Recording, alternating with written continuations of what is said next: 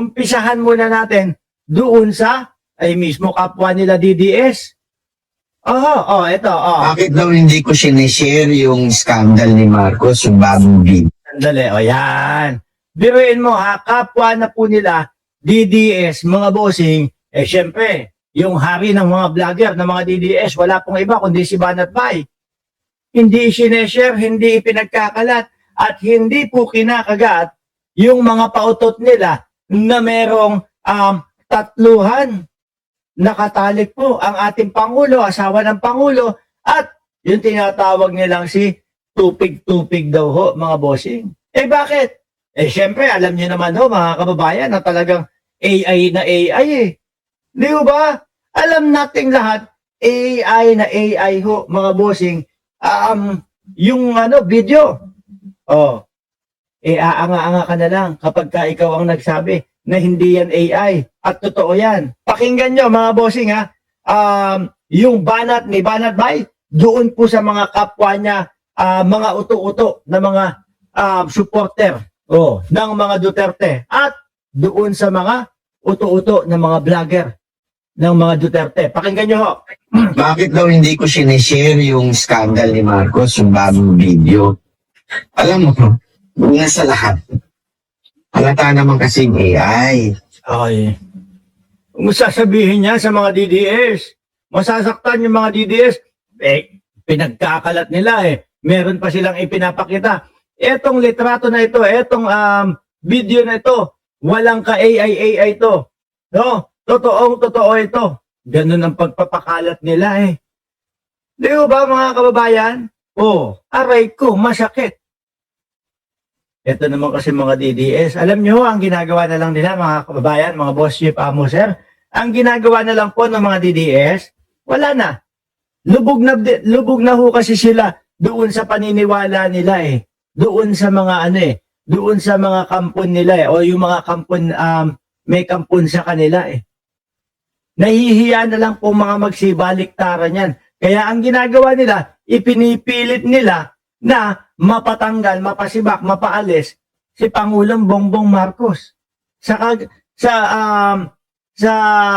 kagagawa ng mga ganito, akala nila mapapasibak, mapapaalis, mapapatanggal si Pangulong Bongbong Marcos. Hanggang ngayon mga bossing, ganun pa din si Pangulong Bongbong Marcos pa din ang presidente, mga kababayan. Tuloy.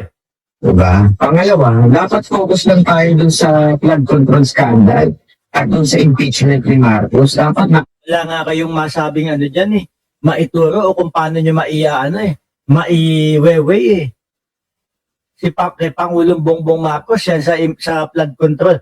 Mas lamang sa mamamayang Pilipino yung naniniwala po na sa talagang si Pangulong Bongbong Marcos ang nagpapaumpisa para po maubos, para po matanggal ang korupsyon sa Pilipinas. Kaya nga po di ba inilatag ni Pangulong Bongbong Marcos yung 15 na mga kontraktor mga bossing, 15 kontraktor na namamayagpag doon sa mga flood control.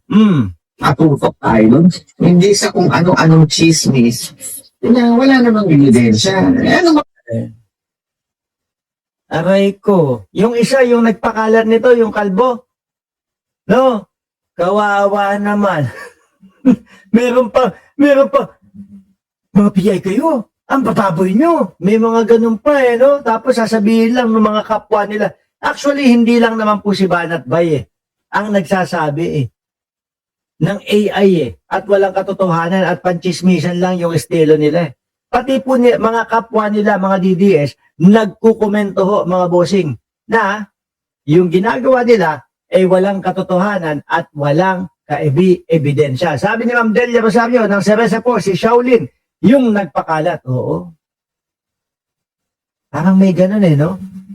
Nung narinig ko naman mga bossing, yung mga pinagsasasabi niya, nung narinig ko yung kanyang mga ginangawa doon, wala naman pong mga katuturan. Wala akong katuturan. Wala pong, ninakaw nyo ang pera ng taong bayan, ginagasta nyo yung pera ng taong bayan. Pero tanungin mo, ebidensya mo, Brad, nasaan? Pakilabas naman. Sino ba testigo mo dyan? Wala. Wala sasabihin. Kasi okay na sa mga DDS, yung basta masabi lang na meron silang issue sa Pangulo. Okay na yun. Hanap ay ebidensya. Hindi, wala na ebidensya. Okay na yun.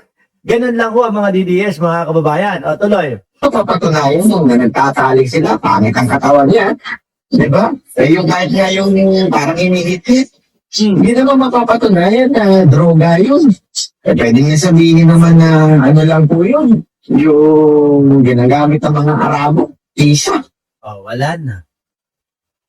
Ultimo, mismo yung pinaka-pinuno na nila ng mga vlogger. Yun na ang nag-debunk mismo sa kanila, mga bossing. Di ba? Di ba? Dapat mag-focus tayo dun sa tunay na issues. Nagdududa nga ako dun sa mga naglabas mo. Parang gusto lang i-divert sa tunay na issue. Diba? O kaya naman, baka gusto lang ng content o crowd chaser lang, kaya naglalabas ng mga ganong video. Dapat mag-focus po tayo dun sa tunay na... Wala, tingin ko gusto lang ng views yun.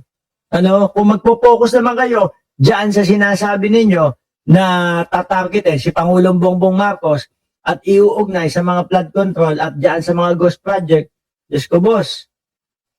Hindi ba kayo nagsasawa? Yung mamamayang Pilipino nagsasawa. Paulit-ulit daw kayo. No? Wala naman daw kayo mailing o wala naman daw kayo mailatag na ebidensya kay Pangulong Bongbong Marcos. Kagaya na lang din ho, mga bossing. Wala yung mouse ko. Kagaya na lang din ho, mga kababayan. Etong paulit-ulit po nilang sinasabi, no? Na si Martin Romualdez daw ho. Oo. Paulit-ulit nilang sinasabi, si Martin Romualdez ang utak, ang lahat ng mga ganyan. Siya ang ano. Kaso, tingnan nyo ho, mga bossing. Alaga, nandyan na pala si Alaga. Wala silang mailabas man lang na ebidensya. Sabi dito, no credible evidence.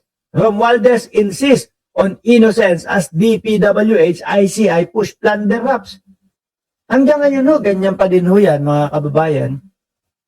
At yung mga DDS, ay patuloy at paulit-ulit pa din ho, mga boss chief sir, na puro kuda na ang itinuturo si Martin Romualdez. Hanapan mo ebidensya, wala talaga mapapakita eh. Sabi nga ni Sir Danilo Espejo, okay lang yun, self-destruction sa mga DDS, ang pag-post nila. Mahilig po silang mambintang nang wala namang hawak na ebidensya. Yun po ang tunay doon, mga bossing. Di ba? Yun talaga ang tunay doon, mga kababayan. Wala lang. Bakit nila pinapabagsak etong si Martin Romualdez?